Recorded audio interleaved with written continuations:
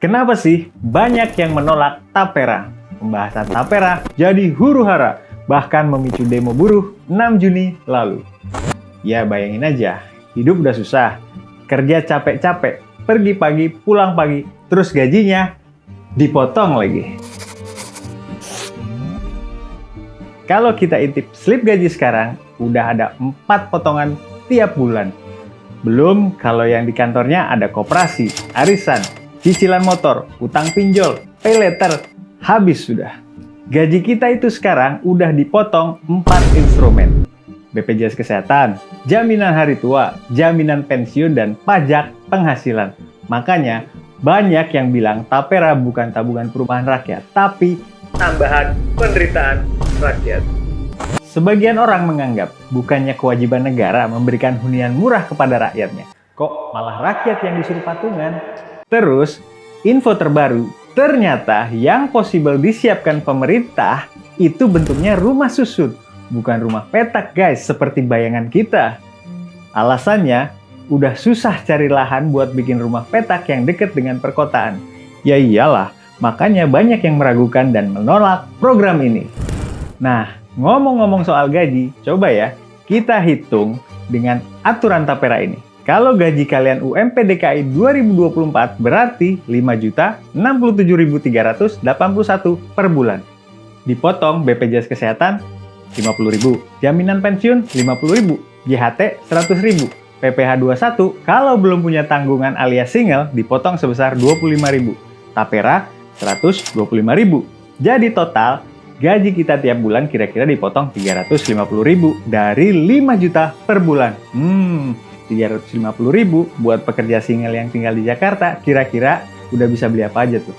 Komen di kolom komentar ya. Tapi, perlu diingat, persentase potongan di atas gue simulasikan cuma yang dibayarkan oleh kita sebagai pegawai. Belum ditambah persentase yang dibayar oleh perusahaan tempat kita kerja.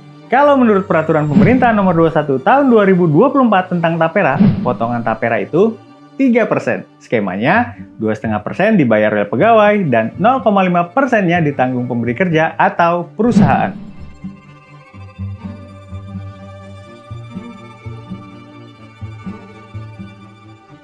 Sampai sini paham ya? Oke, kita lanjut ya. Tujuan tapera itu sebenarnya mulia, supaya orang Indonesia gotong royong saling subsidi agar bisa beli rumah. Cakep kan?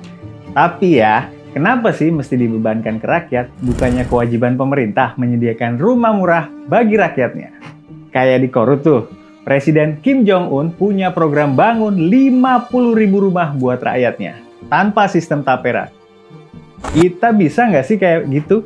Bisa.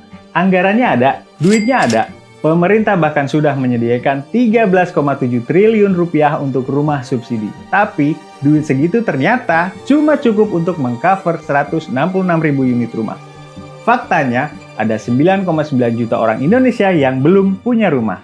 Berdasarkan Survei Sosial Ekonomi Nasional 2023, bahkan ada 26 juta orang yang rumahnya tidak layak huni. Jadi kira-kira sekitar 35 juta orang butuh rumah yang layak di Indonesia. Nah, lewat tapera ini, pemerintah yakin persoalan rumah untuk rakyat bisa selesai sedikit demi sedikit. Terus, pertanyaannya, kenapa sih orang nggak mampu beli rumah? Gini ya, jadi nilai rumah yang dibilang terjangkau itu kalau harganya cuma 3 kali dari penghasilan kita per tahun. Kalau gaji UMP DKI berarti harga rumah yang dianggap terjangkau di angka 180 juta rupiah. Sekarang gue tanya, ada nggak harga rumah 180 juta di Jabodetabek? Rumah kucing, rumah jangkrik, atau rumah keong? Harga rumah sekarang, taruhlah di Jabodetabek ya, itu sudah lebih dari 5 kali penghasilan per tahun. Ditambah lagi, gaji naik nggak seberapa, sementara harga properti terus meroket tiap tahun. Jadi, disparitasnya semakin nggak kekejar. Kayaknya, punya rumah idaman buat kita yang gaji UMP sepertinya cuma mimpi. Iya nggak sih? Oke, kita bahas lebih jauh ke belakang ya. Sebenarnya hunian murah dan layak untuk rakyat sudah dipikirkan dari zaman Presiden Soeharto. Dulunya namanya Bappertarum, dibentuk berdasarkan keputusan Presiden nomor 14 tahun 93. Tapi, badan ini cuma buat PNS. Tugasnya meningkatkan kesejahteraan PNS melalui skema bantuan dalam memiliki rumah yang layak. Caranya dengan melakukan pemotongan gaji para PNS dan mengelola tabungan perumahan. Persis ya, seperti Tapera. Berapa potongannya? Tergantung golongan si PNS. Jadi, lewat program Bapertarum ini, para PNS dapat bantuan uang muka secara cuma-cuma sebesar 1,3 juta sampai 1,8 juta sesuai golongannya masing-masing. PNS juga boleh pinjam dana ke Bapertarum maksimal sampai 15 juta untuk DP rumah. Sayangnya, nilai iuran Bapertarum ini tidak pernah mengalami peningkatan sampai akhirnya di-stop oleh Menteri Keuangan pada Agustus 2020 lalu.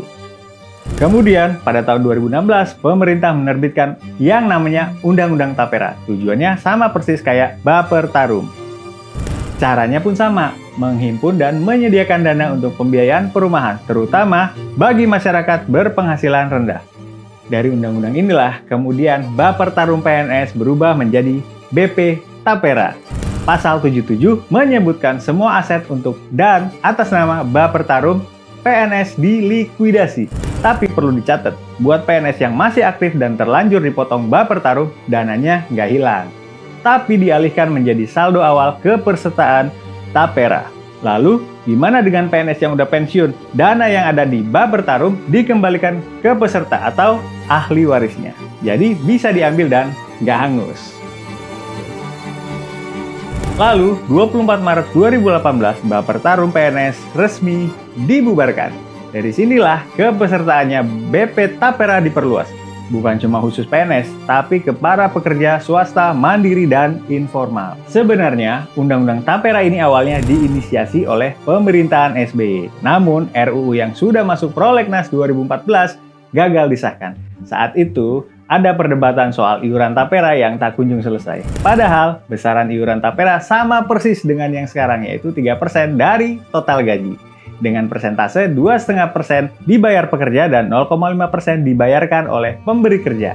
Kemudian Presiden Jokowi menerbitkan Peraturan Nomor 21 Tahun 2024. PP ini menyempurnakan dari PP sebelumnya Nomor 25 Tahun 2020 tentang Tapera.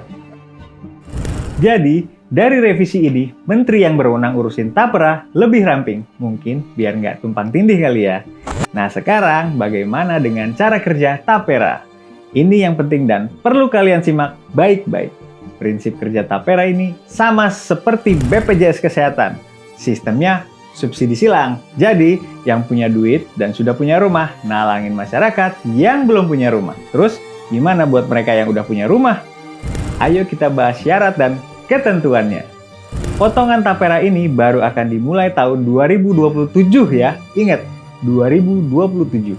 Masyarakat juga baru bisa mengajukan fasilitas KPR setelah 1 tahun menjadi peserta. Jadi, baru bisa dirasakan tahun 2028. Dengan Tapera, saat kita mau beli rumah, bunga KPR-nya dijamin bakal flat 5% per tahun selama 20 tahun.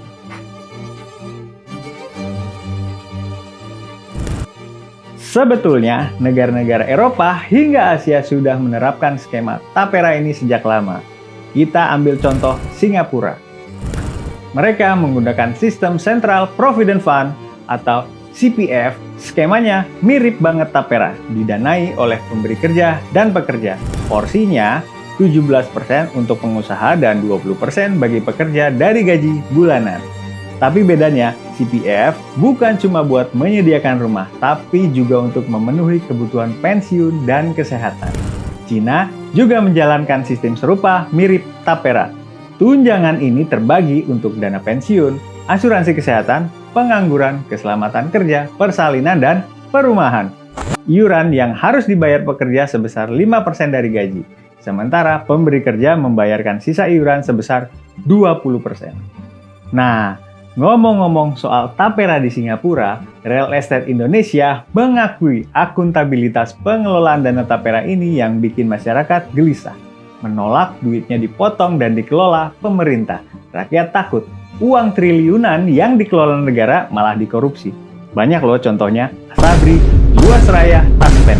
Malah dijadiin buat goreng saham. Bukannya untung, malah buntung.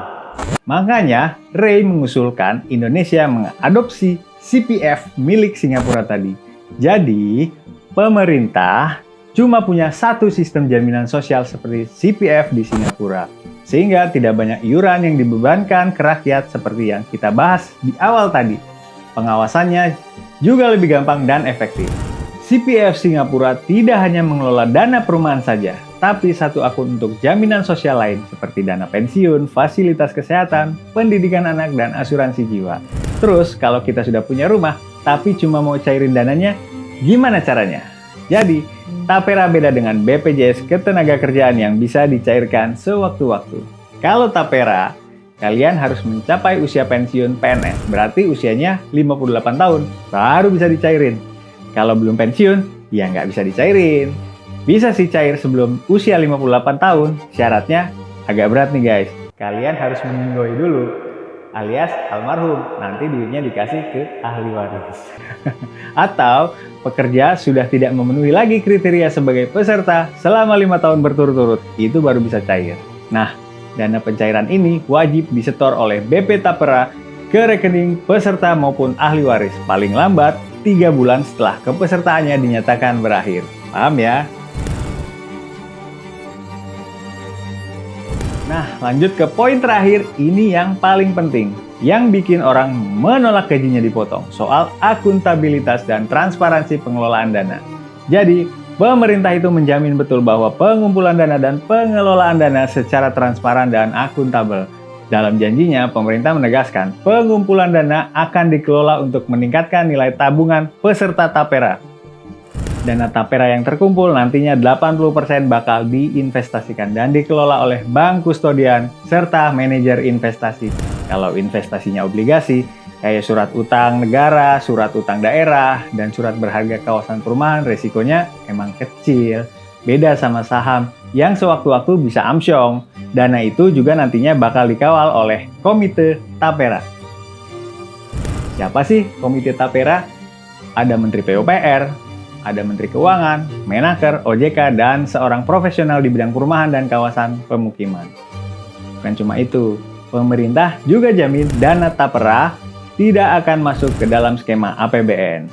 Malahan katanya, peserta bisa memantau riwayat dananya karena keanggotaan Tapera berbasis akun individual. Dari sistem yang dibangun sih udah bagus, transparan dan akuntabilitasnya terjaga. Tapi kita tahu ya, dulu waktu Asabri komitmennya juga kan 90% dananya untuk investasi obligasi. Tapi dalam perjalanannya tahu-tahu dananya dipakai buat goreng saham sama Beni Cokro. Gak tanggung-tanggung boncos 23 triliun. Itu duit. Belum lagi temuan BPK tahun 2020 sampai 2021 ada 124,9 ribu PNS yang tidak bisa mencairkan dana di Tapera. Total sebesar 567,45 miliar rupiah. Cuman masalah itu sudah clear guys, sudah diselesaikan sih katanya. BP Tapera mengklaim pengembalian dana tersebut kepada 956.799 PNS yang sudah pensiun atau kepada ahli warisnya senilai 4,2 triliun sudah selesai. Kasus ini pun dinyatakan telah selesai oleh BPK.